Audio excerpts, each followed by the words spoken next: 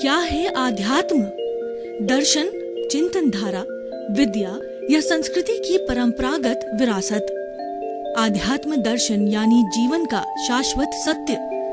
मानव जीवन से जुड़े शाश्वत सत्यों को जानिए और समझिए उपासक डॉक्टर सोहन राज तातेड़ से हमारे खास कार्यक्रम आत्मविज्ञान में। आत्मविज्ञान यानी सही दृष्टि, सही सोच। भाई और बहनों, मातृशक्ति को नमन।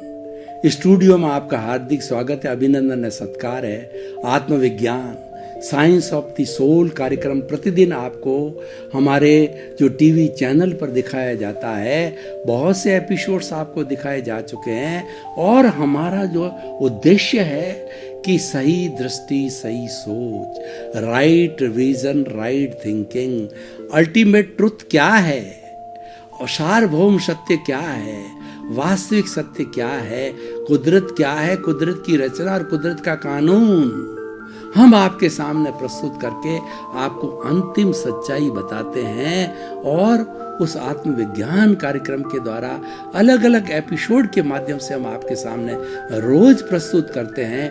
तो आज का हमारा बहुत ही सुंदर विषय है कि दुर्लभ मानव तन।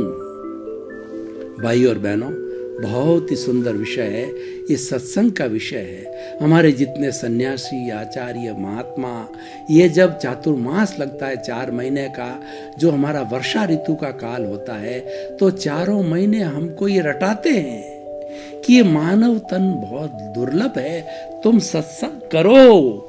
और सत्संग के लिए उनको बुलाया जाता है। 4-4 महीने तक जो है बड़ी बड़ी संस्थाएं लाखों रुपए खर्च करते हैं, लोगों को वहाँ से बुलाते हैं, भोजन खिलाते हैं और वो साधार्मिक वात्सल्य दे करके, और वो चाहते हैं, उनका कार्य होता है किसी न किसी तरह से मनुष्य है सत्संग करके और दुर्लभ मानव तन की सार्थकता को समझ करके अच्छा इंसान बने। तो सभी हमारे अच्छे धर्म गुरु है। मैं उन भगोड़ों की बात नहीं करता जो कि बने हुए तो वो महात्मा हैं, लेकिन वो कंचन कामनी वाले हैं, वो मठाधीश हैं और गलत कार्य करते हैं। उनका पर्दाफाश हो चुका है और वो जेल के सीखचों में आज भी सड़ रहे हैं, क्योंकि गलत कार्य ज्यादा दिन टिकने वाला नहीं है। चरित्रवान व्यक्ति ही महात्मा बन सकता है और वही सत्संग करने का अधिकारी होता है और वही सच्चा संत होता है। और उस संत को भारत का राष्ट्रपति भी नमन करता है, उसके गुणों को नमन करता है। संत कौन होता है? सदा दिवाली संत के और 12 महीने बसंत के। संत वह होता है जो शांत होता है, संत वह होता है जो लंगोट का सच्चा होता है और वह दृष्टि का सच्चा होता है। वह संपूर्ण विश्व की 7 अरब की जनसंख्या के अंदर 50%, 48% जितनी महिला हैं जो छोटी होती है, क्योंकि उसके पत्नी नहीं होता है, वह कंचन कामिनी त्यागी होता है। उसके रसोई संत कौन होता है? जिसके रसोई नहीं होती और जिसके जो है वह घर नहीं होता और जिसके कोई संबंध नहीं होता है, वह तो संत सन्यासी बनने के बाद अपने माता पिता होते हैं, उनके सामने उपस्थित होते हैं, परिचय देता है संसार पक्ष के माता, संसार पक्ष की पिता, क्योंकि वह तो वसुधैव कुटुंबकम का सदस्य हो गया। संपूर्ण विश्व उसका घर बन जाता है और वह सच्चा सन्यासी होता है। तो इसीलिए वह संत पुरुष कहलाता है और संत तिन्नानम तार्याणम होता है। वह दीक्षित होकर के, संत बन करके वह खुद तरता है और दूसरों को तारता है। तारता क्या है?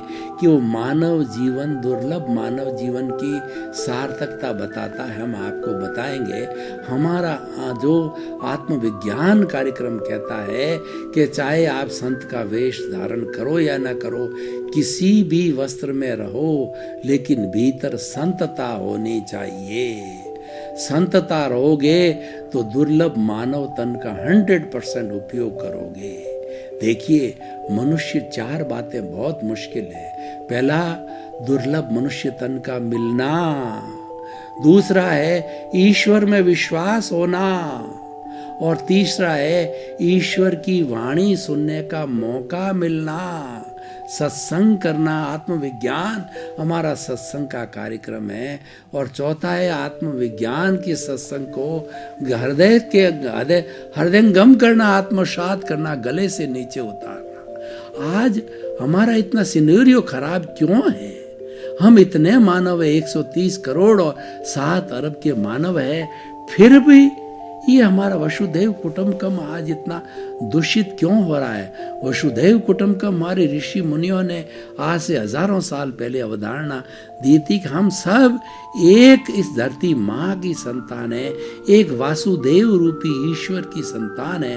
वासुदेव हमारा जो पिता है और वसुधा पृथ्वी है जो हमारा है, वो माँ है, वो हमारे माँ और बाप है, उनकी हम सभी उन्हीं की संतान हैं। प्राणी मात्र उसकी संतान है, मनुष्य मात्र उसकी संतान। तो मनुष्य इतना बिगड़ क्यों गया? देखिए आज इस प्रकृति माँ का, उस वसुधा माँ का जितना सबसे ज्यादा दोहन, सबसे ज्यादा सुख दे रहा, दुख दे रहा है, वो मनुष्य दे रहा है। अरे उसकी संतान होके माँ को दुख दे रहे। आज माँ करा रही है, माँ कह रही है कि मेरी संतान कपूत हो रही है। उस मेरी संतान ने, जिसको कि मैंने जन्म दिया, उस संतान ने मेरी पृथ्वी, जल, अग्नि, वायु, आकाश, पंचभूतात्मक मेरा जो शरीर है, पृथ्वी को कितना दूषित कर दिया। पृथ्वी मेरी पृथ्वी को जो है वो इतना गहरा उसने जो है छेदन भेदन कर दिया है, 10,000 फुट तक नीचे चला गया है। पेट्रोलियम निकाल रहा है, पानी निकाल रहा है, 106 तरह के जो विज्ञान ने तत्व किए, मेरे सीने को उसने जो है छलनी कर दिया है। और वो माँ करा रही है, और करा करके वह हमारे को श्राप दे रही है। किस रूप में शराब दे रही है? देखिए अतिवृष्टि, अनावृष्टि, भूकंप, सुनामी, ये सब माँ का जो है हमको अभिशाप है। माँ दुखी होकर के हमको दे रही है और हम भुगत रहे हैं। आज टीवी आज जो है वसुधैव कुटुंबकम को दूसरे शब्दों में कहिए ग्लोबलाइजेशन हो गया है। आज उस ग्लोबलाइजेशन ने पूरे विश्व को एक गांव बना दिया है। पूरी सृष्टि है गांव के रूप में है, और उसकी जो अलग अलग जो उसके मोहल्ले हैं, अलग अलग देश है, उस मोहल्लों के अंदर अलग अलग स्ट्रीट है, वो हमारे राज्य के रूप में है। और हमारा घर है वो हमारा एक छोटा सा स्वयं का अपना घर भी आइडेंटिफाई कर दिया उन्होंने, जो अर्थ ग्लोब के माध्यम से आपका घर कहाँ है वो बता देते हैं। सबको पास ले आए हैं। वसुधैव कुटुंब की अवधारणा को आज विज्ञान ने सिद्ध कर लिया है, लेकिन इंसान नजदीक तो आ गया है, मनों से दूर हो गया है। मनों से दूर का अर्थ यह है कि वो प्राकृतिक नियमों का पालन नहीं करता। वो तो इतना पापी हो गया, इतना ग्रीडी हो गया है कि मनुष्य के लिए कहा जाता है कि अगर इस माँ की जितनी भी जो संपदा है, जो कि 84 लाख जीवा योनि को भरण पोषण की जा सकती है, एक व्यक्ति भी उससे धापता नहीं है। एक व्यक्ति और 84 लाख के असंख्य प्राणियों का निर्वाह हो जाता, कितना लोभी हो गया। इस कारण वो जल का प्रदूषण कर रहा है, वायु का फैक्ट्रियां लगा के प्रदूषण कर रहा है, जल का कपड़े की और जल के संबंधित कपड़े जो है लेदर की फैक्ट्रियां लगा के जल को इसको प्रदूषित कर दिया कि आज प्रशुद्धित जल से असंख्य प्राणी और पशु पक्षी और मनुष्य स्वयं मर रहे हैं। अशुद्ध वायु प्रदूषण से असंख्य जीव जंतु मर रहे हैं, मनुष्य स्वयं मर रहा है। प्रदूषित आकाश से इतनी कार्बन डाई बढ़ गई है, सांस लेना दुर्लभ हो गया है। तो भाइयों बहनों, पंचभूतात्मक प्रकृति कितनी प्रदूषित हो गई है। व्यक्ति स्वस्थ रहना चाहे तो नहीं रह पाता। भोजन अशुद्ध है, पानी अशुद्ध है, आखिर इंसान करे तो करे क्या। लेकिन सवाल ये है कि हमारा जो ये मानव तन जो आज का विषय है वो अत्यंत दुर्लभ, हम भूल गए।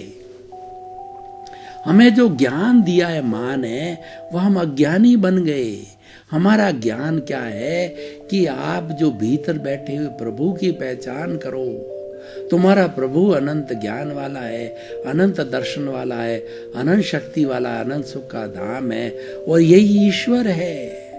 जिस आप ईश्वर में विश्वास करते हो, जिस ईश्वर से डरते हो, वो तो भीतर बैठा है। उस भीतर से आप डर नहीं रहे हो और तुम्हारे भीतर प्रभु बैठ रहा है, फिर भी आप अन्याय कर रहे हो, फिर भी आप इतनी हिंसा कर रहे हो, रेप कर रहे हो, असंवेदनशीलता है, भाई भाई को काट रहा है और जो भाई भाई का गला काट रहा है, मनुष्य मनुष्य का गला काट रहा है। अरे इतना पापी क्यों बन गए हो?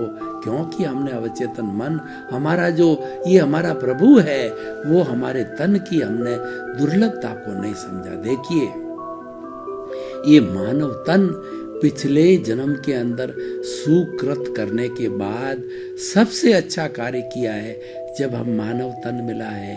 वैदिक परंपरा की बात करूं तो वैदिक परंपरा मानव तन के लिए बहुत स्ट्रिक्ट अनुदेश देती है। वो कहती है कि 8 भवों तक निरंतर सुकृत करते रहोगे तो 9वें भव में ये मानव तन मिल गया।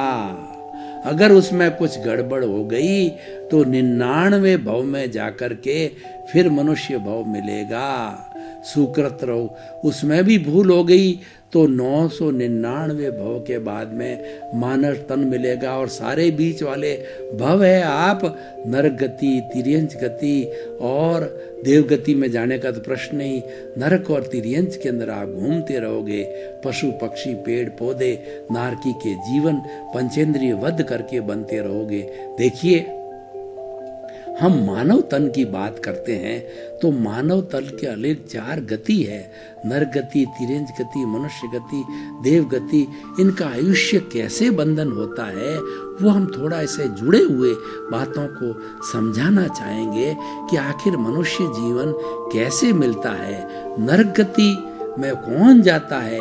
पंचेंद्रिय वध करने वाला, स्लॉटर हाउस चलाने वाला, 5 इंद्रिय वाला, जो कि कितना उसको जो है संपदा मिलती है उसका हनन करने वाला।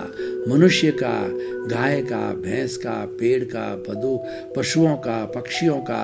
पेड़ को छोड़ दीजिए, पेड़ तो एक इंद्रिय है। जो 5 इंद्रिय वाले पक्षी है, 5 गाय, भैंस, हाथी, ये जितने पशु है उन सब का वध करने वाला, स्लॉटर हाउस बताने वाला, वो नारकी का प्राणी बनता है। वो कितना बड़ा पाप करता है और वो नारकी के जीव जाते हैं। स्लॉटर हाउस चलाने वाले और ये जो है जितने भी पशुओं को मार के, पक्षियों को मार के, पंचेंद्रियों को मार के उसका भोजन बनाते हैं, वो सब नारकी के जीव होते हैं। वो नहीं संभल रहे हैं। अरे वो ये नहीं समझ रहे हैं उसके भीतर वही है जो तेरे भीतर है। तू जो है बकरे को नहीं मार रहा है, तू तेरे को मार रहा है। आज जिस बकरे को मार रहा है, कल वही बकरा तेरा अगले जन्म में जाकर के तेरा बदला ले रहा, और जैसे तू आज उसको काट रहा है अगले जन्म में तेरे को उसी रूप में काटेगा।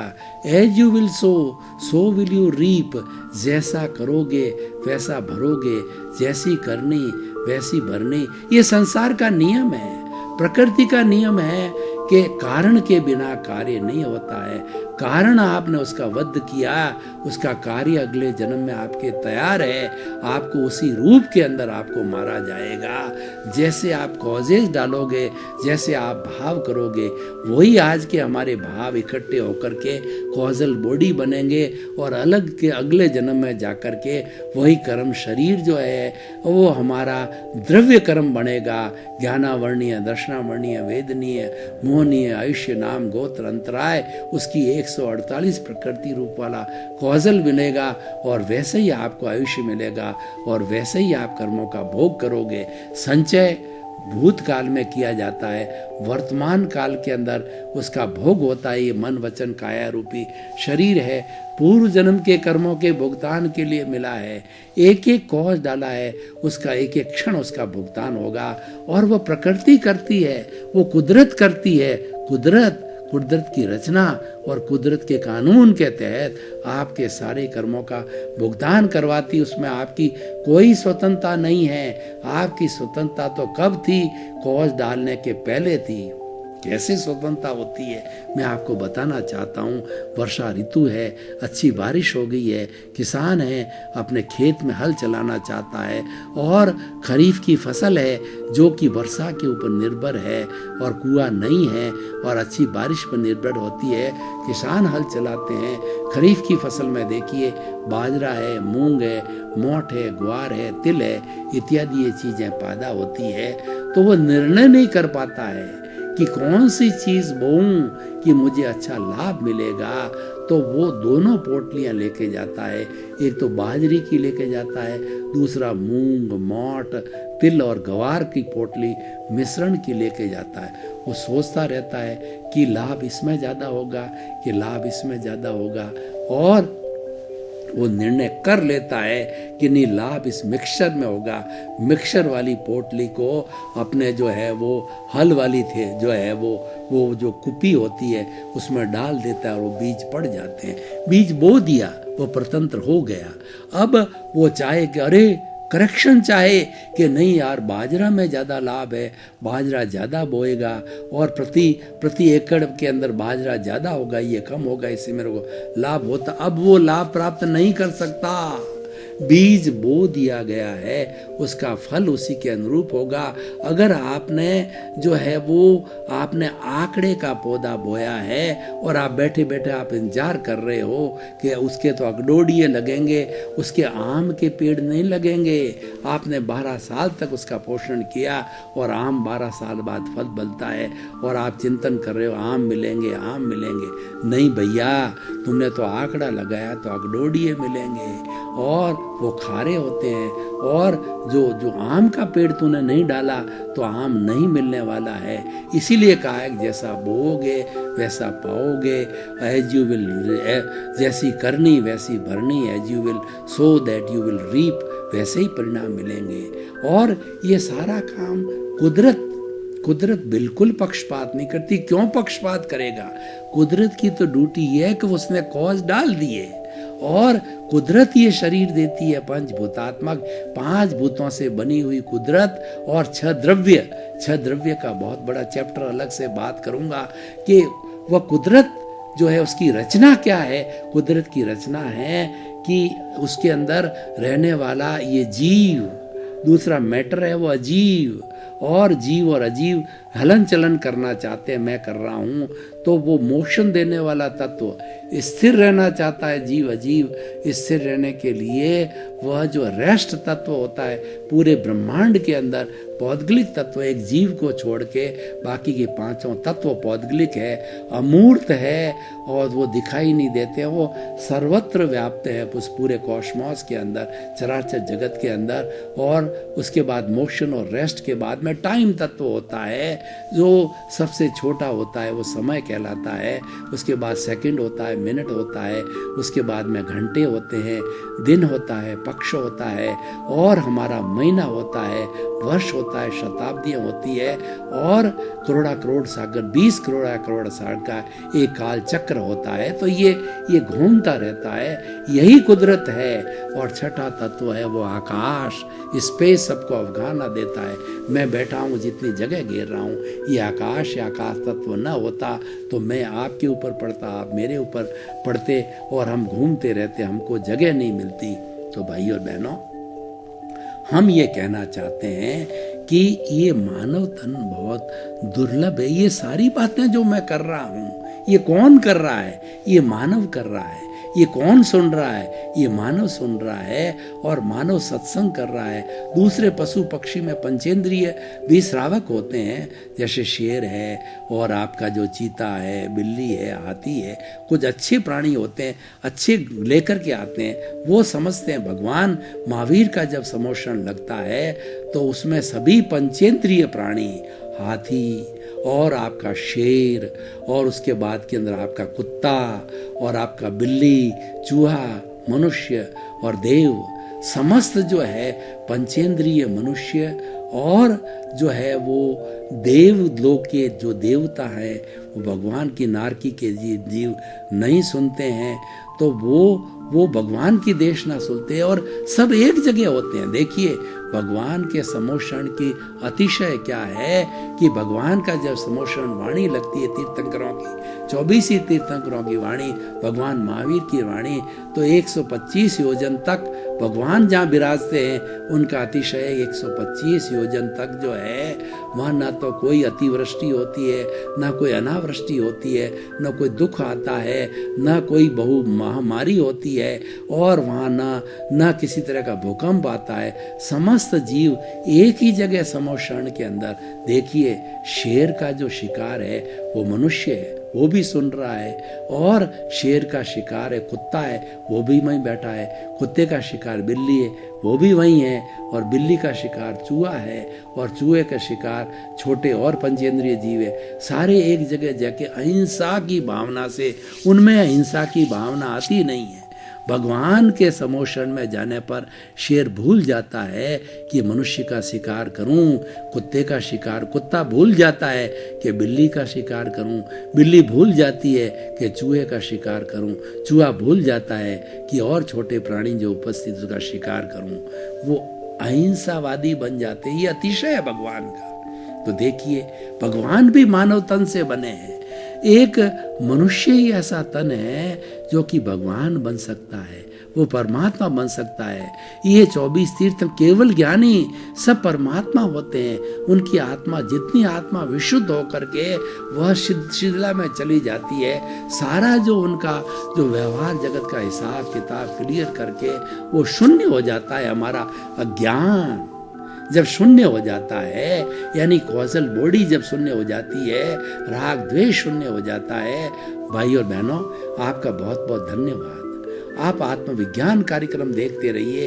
आत्मविज्ञान कार्यक्रम से आपके मनुष्य तन की 100% सार्थकता कर सकते हो। ईश्वर ने आपको मनुष्य तन ईश्वर की भजना के लिए मिला हुआ है, और ईश्वर की भजना करनी है, और इस अज्ञान रूपी वेल्डिंग को तोड़ना है, और सिद्ध बुद्ध मुक्त बनना है। तो आप आत्मविज्ञान कार्यक्रम देखते रहिए। और क्योंकि हमारा मुख्य उद्देश्य है सर्वे भवन्तु सुखिनः, सर्वे भवन्तु निरामया, जगत के सभी जीवों को सुख मिले, शांति मिले, आनंद मिले और मुक्ति होए। संसार का हर प्राणी सिद्ध बुद्ध मुक्त होकर के परमात्मा बने। इसी क्रम में आपके प्रति मंगल भावना, शुभकामना और खूब खूब आपके जो है मनोकामना पूरी हो। आत्मविज्ञान में आत्मविज्ञान यानी सही दृष्टि, सही सोच।